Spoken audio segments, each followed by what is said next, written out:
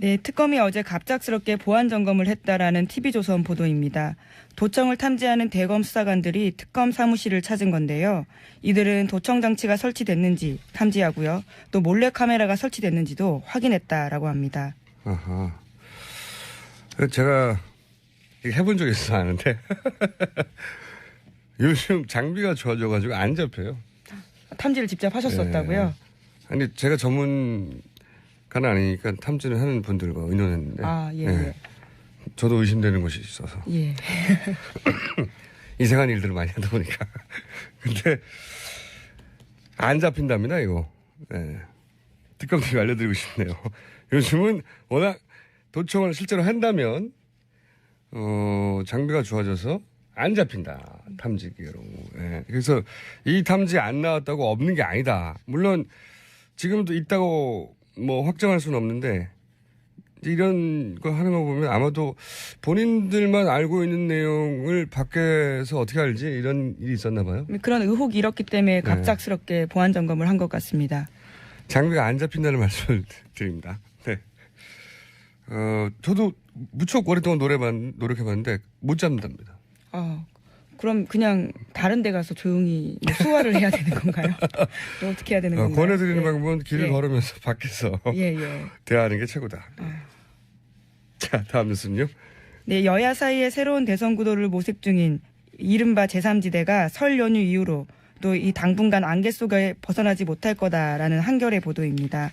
반기문 전 총장이 오늘 열리는 관훈 토론회에서 좀 더 진전된 빅텐트 관련된 구상을 밝힐 전망이라고는 하지만요.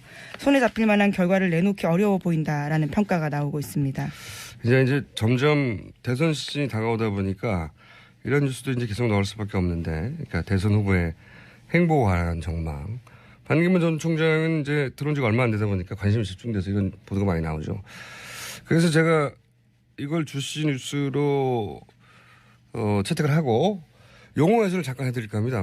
제3지대 빅텐트 말 많잖아요. 예, 스몰 텐트. 네. 예. 플랫폼 정당 비패권지대 다 헷갈리는 말들인데 간단하게 설명을 드리면 제3지대는 친박 친문 이외에 다 모이자 이거예요. 한마디로 말하면. 친박이 아닌 비박, 친문이 아닌 비문, 그리고 여기 이제 국민의당, 기타 등등 다 모여라. 원래 이제 탄핵 직전에 김무성 전 대표하고 박지원 원내대표가 이런 그림을 만들어내지 않을까 하는 기대가 좀 있었죠. 예, 그런데 이제, 호남 정서와 국민의당이 그런 행보가 이제, 그런 조합을 받아들이지 않았죠. 그러다가 지금은 동력을 잃고 물 건너 가는 중이라고 보시면 되고요. 제3지대라고 하는 건. 대신 국민의당이 들고 나온 게 이제 플랫폼 정당이라는 겁니다. 그러니까 자기들 이 플랫폼이다. 바깥의 인사들도 다 국민의당에 들어와서 국민의당을 플랫폼으로 활용해서 대선 주자로 우뚝 서라. 우리가 플랫폼이라고 하는 플랫폼 정당. 최근에 여기에 국민의당을 올인하고 있고. 그 다음에 이제 비패권지대라는 말이 있어요. 김종인 전 대표가 혼자 쓰는 말입니다. 입에 잘 안 붙는 표현인데, 네. 제3지대하고 내용은 똑같은데 다만 나를 중심으로. 네, 나를 중심으로 하겠다는 김종인 전 대표의, 구상인 거죠. 김종인 전 대표가 본인 생각만큼 본인의 정치적 영향이 크지 않다는 걸 깨닫기 전까지는 계속 나올 용어이나 유행은 안 되고 있다. 하지만 언론은 자꾸 등장한다. 그리고 빅텐트라고 있어요. 빅텐트. 네네. 최근에 많이 등장하는 게 뭐냐면 이건 예전에 야권에서도 많이 나왔어요. 네. 예전에 야권 연대 당은 다른데 차이가 있더라도 크게 보면 비슷한 세력 아니냐. 그래서 일시적으로 모여서 단일한 후보를 만들자. 그러니까 당은 그대로 둔 채. 이런 거를 빅텐트라고 하거든요. 네. 제3지대 이후에 이게 자주 등장을 합니다. 반기문 등장 이전에는 티끌모아 티끌이었기 때문에 의미가 없다가 반기문 전 총장이 등장한 이후로 이 티끌들을 반기문 전 총장이 흡수해가지고 그래서 태산으로 우뚝 설 수 있지 않겠느냐. 그래서 빅텐트. 이 용어가 간단한 해설이고요. 이해하셨죠? 네. 이해가 잘 안 가시면은 그런가 보다 하시면 됩니다. 큰 차이는 없이 한마디로 말하면은 좀 모여라 이거예요. 모여라. 네. 네네. 근데 모이는 방식에 대한 뭐 용어들이고 현상 해설을 잠깐 드리면 앞으로 이제 대선 보도가 자주 나올 테니까. 네. 근데 대선 보도는 뉴스만 읽어서 무슨 말인지 잘 모르거든요. 반기문 전 총장 관련해서 기본 해설을 좀 이어서 하자면 반 총장이 투어를 하다가 전국 투어를 갑자기 일정이 취소됐잖아요. 네. 전면적으로. 왜 그럴까? 기사에 보면은 외교 라인과 MB 라인이 신경전을 벌인다 이런 표현들이 언론에 등장해요. 예, 실제로 이게 나간 사람도 있습니다. 이미. 네. 예, MB 라인 출신에서요. 언론이 신경전을 벌인다고 하면 이거 대판 싸운 거라고 봐야 돼요. 대판 싸운 거라고 봐야 되고요. 해설을 그렇게 받아들이셔야 되고요. 진짜로 작은 신경전은 보도가 안 돼요. 네. 그리고 반 총장이 바른정당에 입당한다고 뉴스가 나왔다가 바로 반나절에 있다가 안 한다고 했다가 네네. 그리고 뭐 창당한다고 했다가 물리적 창당은 아니고 뉴스 왔다 갔다 하잖아요. 예, 그렇죠. 메시지가 계속 왔다 갔다 합니다. 네, 이거는 외교 라인과 MB 라인의 뜻이 다르다는 거죠. 네. 네네. 기자가 MB 라인에 마이크를 대면 이렇게 얘기하고 외교 라인에 마이크를 대면 이렇게 얘기한다는 건데 외교 라인은 이제 기본적으로 우리가 지지율이 몇 배 아니냐 다른 티끌에 비해서 왜 우리가 고개를 숙이고 들어가야 되냐 이런 거고 MB 라인은 아니다 당이 있어야 된다 바른정당 같은 데 들어가자 그런 거죠. 일정이 중지된 것은 대판 싸우다가 MB 라인에서 지원을 중단한 거라고 봐야죠. 이게 기름값이 없으면 못 움직이거든요. 네.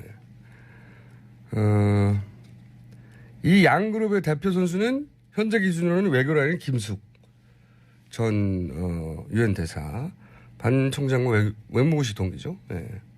이분은 특이하게도 국정원 1차장도 했어요. 네네. 네. 그리고 이명박 전 대통령 그리고 현재 기준으로는 이동관 전 수석이 총괄하고 있지 않나. 네. 두 분이 대판 싸운다고 봐야죠. 그러니까 독자 행보가 강화되면 외교 라인이 이기는 것이고 정당하고 적격 연결되면 MB 라인이 힘을 쓰는 거라고 봐야 되는 상황. 이 정도를 기본적으로 알고 보면 이제 뉴스가 좀 더 읽힙니다. 여기까지 하고 앞으로도 다른 후보 행보를 하면 저희가 기본 용어와 구도를 해설해 드리는 걸로. 예. 자, 저는 근데 개인적으로는 MB 라인이 최종적으로 이길 거라고 봐요. 그러십니까? 개인적인 전망입니다. 예, 그냥. 예. 왜냐? 예언하시는 건가요? 왜냐면 그게 예언이에요. 예. 예. 이게 선거는 물적 토대가 없으면 안 되거든요. 네.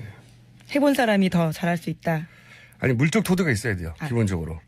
기름가 없으면 한치도 못 움직이는 겁니다. 전국 투어 못 하는 거예요. 예. 그런 의미에서 저는 MB 라인이 최종적으로 주도권을 치지 않겠느냐. 아직은 아닙니다만. 자, 여기까지 하고 다음 뉴스는요? 네, 어제 최순실 씨 관련된 형사 법정이 열렸습니다. 관련한 뉴스 계속 전해드리겠는데요.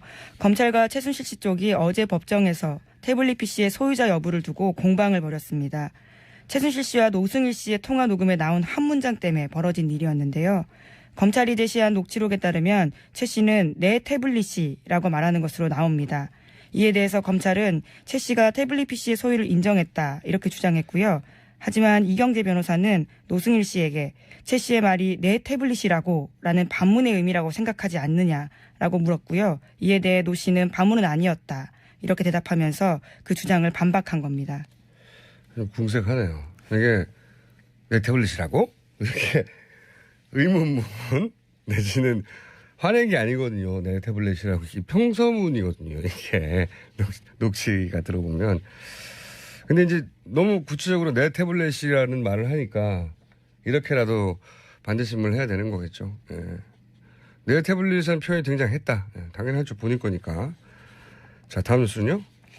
이거 말고도 법정에서 여러 가지 말들이 나왔죠. 예. 네, 노승일 씨가 또 청와대가 위증을 지시한 문건을 봤다라는 증언도 했는데요. 노 씨가 해당 문건에는 검찰 조사를 받으면서 어떻게 대답해야 될지 적혀 있었다라고도 말을 했고요. 특히 이미 조사를 받은 관계자들의 진술도 정리가 되어 있어서 일종의 모범 답안을 받았다라고 이야기를 한 겁니다. 저희 이제 뉴스 공장에서 끊임없이 이것은 누군가 컨트롤 타워가 있다. 법적 조치, 법적 대응을 지시하는. 그래서 너는 누구냐라고 계속 물었었는데 너는 누구냐가 모범 답안을 만들어주고 있었던 거죠. 초기에는. 자, 다음에는요. 또 있었죠. 뭐 여러 가지 일들이. 예, 속칭 최순실파로 분류되었던 정동진 전 K스포츠 재단 이사장도요, 어제 증인으로 나왔습니다. 여기에 나와서 이 재단 설립의 주체는 박 대통령이라고 생각한다, 이렇게 밝혔고요. 또 최순실 씨가 대통령에게 권한을 위임받아 배후에서 재단을 운영한다라는 느낌을 받았다라는 주장도 했습니다. 네, 이렇게 되면 이제 최순실 씨는 본인은 K스포츠 재단에 아무런 직책이 없는데 나랑 무관하다 했는데 그게 아니다. 대통령이 만들고 최순실 씨가 위임받아서 한 거다라고 정동춘 이사장 청문회에서도 사실은 박근혜 대통령 쪽에 가까운 진술을 했던 분인데 그렇죠. 네, 입장이 바뀌었습니다. 재판을 하면 할수록 더 불리한 증언들이 많이 나올 것 같고 헌재에도 사실은 박근혜 대통령 측에서 부른 증인들이 나와서 박근혜 대통령의 불리한 증언을 하고 있어요. 심지어 정호성 전 비서관조차도 대포폰을 네. 봤다, 뭐 이렇게 사용했다. 불리한 증언을 하고 있는데 불리한 증언이 중요한 게 아니고 저쪽에서는 증인이 많이 나와서 시간이 지연되는 게 더 중요한 거라고 네네. 보는 거죠. 그래서 본인들한테 불리한 증인들도 막 부릅니다. 현재는. 이 국회 소추위원단 쪽에서는 지금까지 5명 신청했는데 2배가 채택됐고 2배 채택된 이후에 39명을 갑자기 신청한 거예요. 그렇죠. 이때까지 누적 39명이 아니라 가만히 있다가 갑자기 8차 그때 갑자기 39명을 추가로 신청한 거예요. 추가로. 네. 이게 지연 전술이죠. 너무나 당연히. 자, 제목 정도 뭐 체크할 수 있을 것 같습니다. 네, 청와대가 어버이연합 등 보수단체 10곳을 찍어서 정경련의 지원을 요구한 정황을 특검팀이 포착했다라는 동아일보 보도입니다. 이것은 이승철 정경련 부회장의 특검 진술이기도 한데요. 구체적으로 얼마를 못 박아서 지원해라 이렇게까지 했다라는 겁니다. 그게 이제 마음에 안 드는 쪽은 블랙리스트로 배제를 하고 뭐 자기들 편이라고 생각하는 사람들은 지원을 하고 그리고 거기에 대해서 이제 여론이 나빠지면 여론을 조작하기 위해서 이제 단체들한테 돈을 주고. 관제 대무를 시키고요. 네. 그래 놓고 그것을 여론으로 보도를 하죠 또. 네. 그런 건데 잘 보시면 이렇게 돈 받았던 단체들 있잖아요. 그분들이 지금 탄핵 반대 집회에 나와 있어요. 네. 다 연결되어 있는 겁니다.